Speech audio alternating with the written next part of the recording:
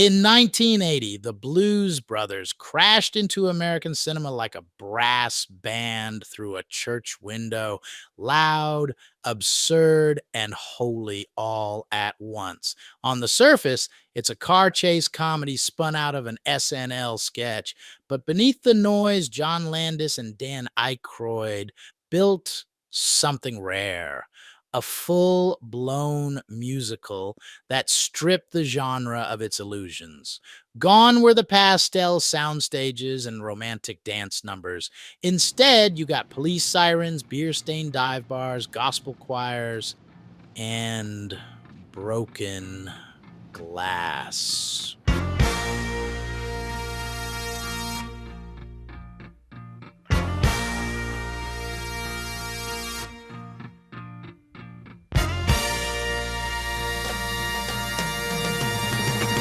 An America that had stopped dreaming in Technicolor but still believed, somehow, in rhythm and soul.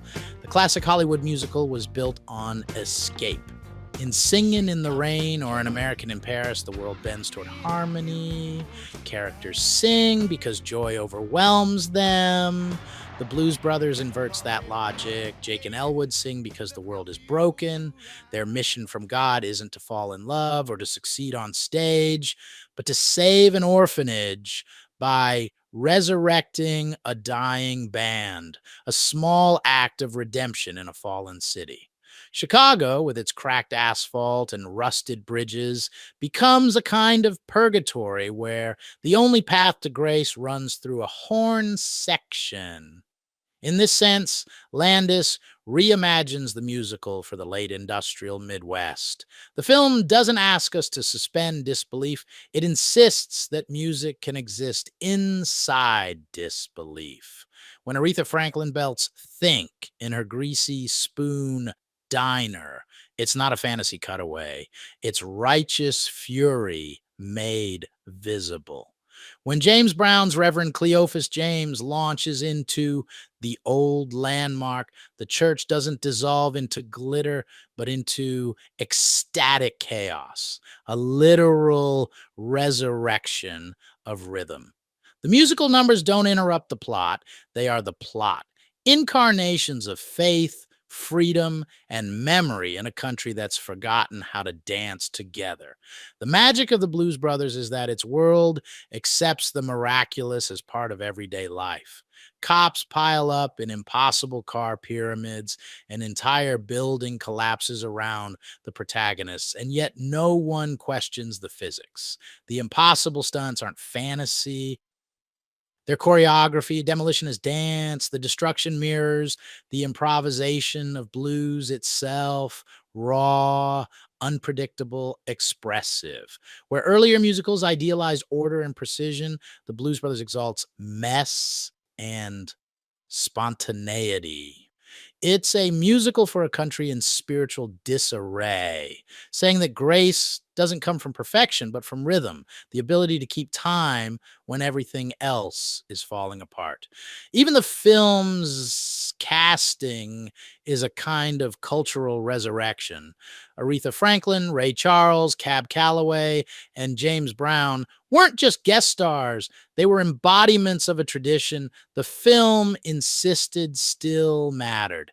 By surrounding two white comedians with the living architects of Black American music, the movie reframed the blues as sacred inheritance rather than nostalgia.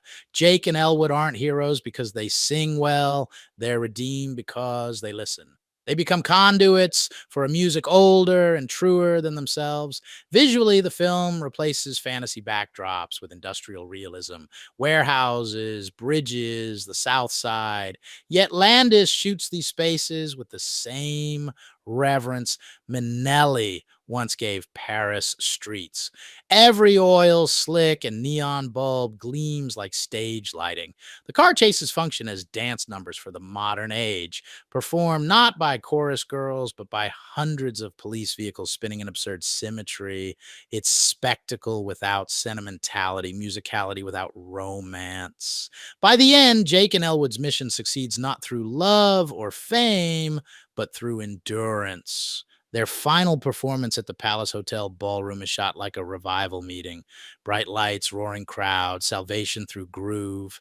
They're arrested moments later, playing jailhouse rock in prison uniforms, completing the transformation of the musical into something post utopian. Art no longer sets you free, it sustains you behind bars. And yet, that's enough. The dream isn't escape, it's persistence. A musical without illusions. That's the essence of the Blues Brothers. Yeah, it's a film that takes the bones of the American musical and baptizes them in beer, sweat, and gasoline. It believes in the redemptive power of performance, but not in happy endings. The fantasy is gone, but the faith remains that music played loud enough can still shake the walls of the world and maybe, just maybe, save a soul or two along the way.